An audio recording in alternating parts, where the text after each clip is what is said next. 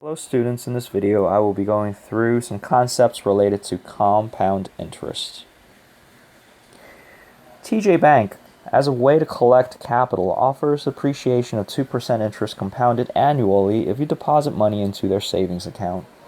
So suppose you deposited $1,000 at the beginning of the year. What will be the value of the savings account at the end of 5 years?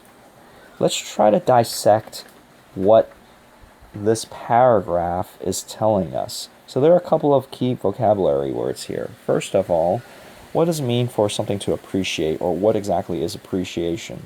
Appreciation means to grow.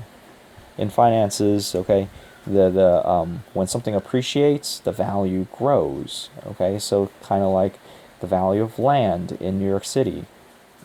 Since the early 2000s, the value of land has appreciated many times. Okay, so to appreciate means to grow. Something else that you need to know. What does it mean to compound?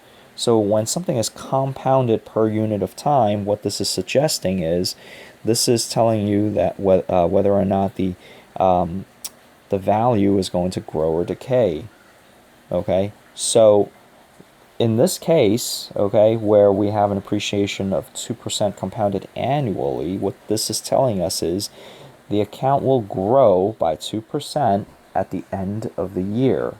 Okay, so if you deposited $1,000 into the account will grow at the end of the year only.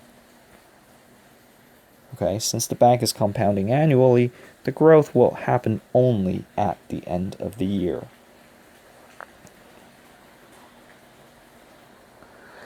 All right, so we can map out the growth in a chart. So at the 0th year, or at the very beginning, right, the value of the account is going to be $1,000. By the end of the first year, what will happen is you're going to gain 2%. So how do we calculate that? Well, we're going to multiply 2%, or 0.02, with 1,000, and then add that to our original, and that will be our final amount by the end of the year. So looking at this, rather than computing the actual value itself, what I'm going to do is I'm going to rewrite this just slightly. I notice that there's 1,000 between both of these terms. What I'm going to do is I'm going to factor out 1,000, and I can re-express this as 1,000 times 1.02. Why am I doing this? Because you're going to see a pattern in a moment.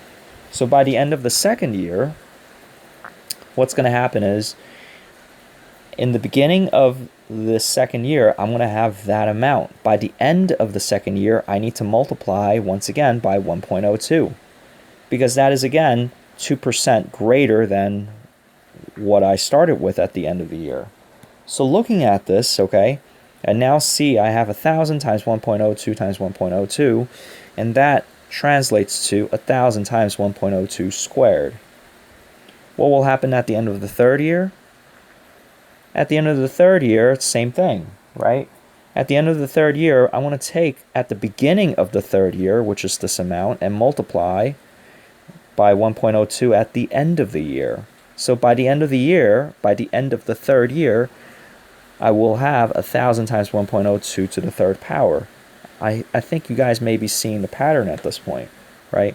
So by the end of the fourth year, it should be 1,000 times 1.02 to the fourth. By the end of the fifth year, it should be 1,000 times 1.02 to the fifth. And that translates to roughly $1,104.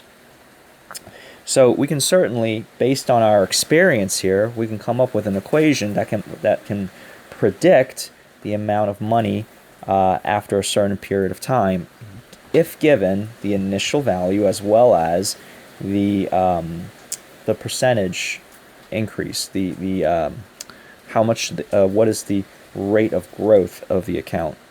And that can be given by this equation here. A is equal to P times 1 plus R to the power of T, where R is equal to the percent growth or decay.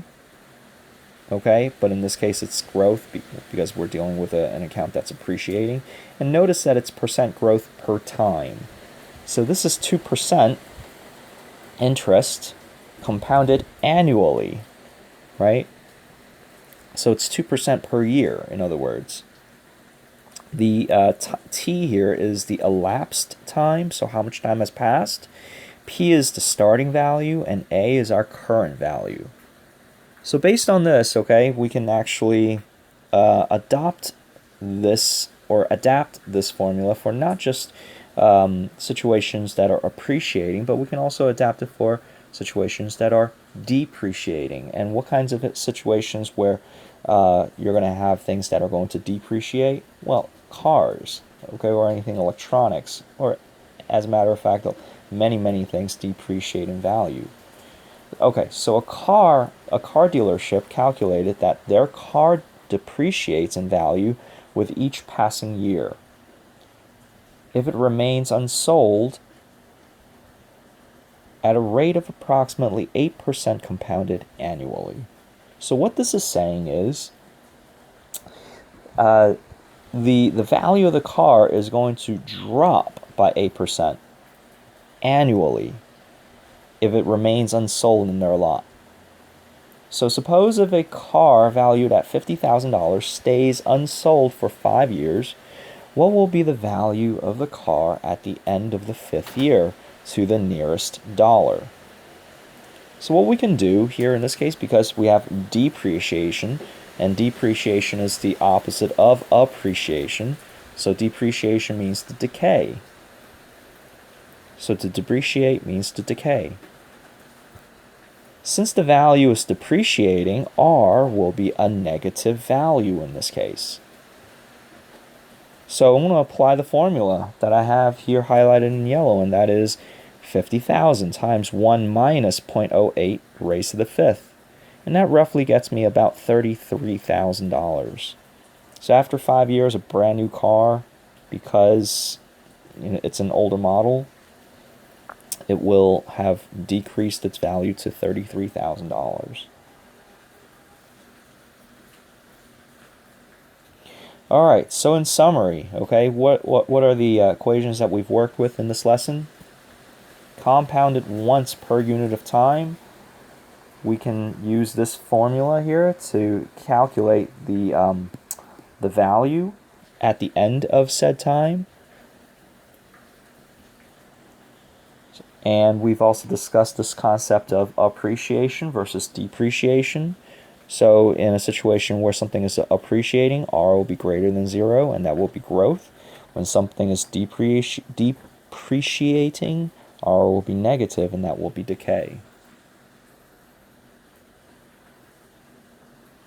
And of course, A, P, R, and T, those values have been discussed before, but again, A is the current value, P is our initial value, R is the percent growth or decay per unit of time, and T is the elapsed time.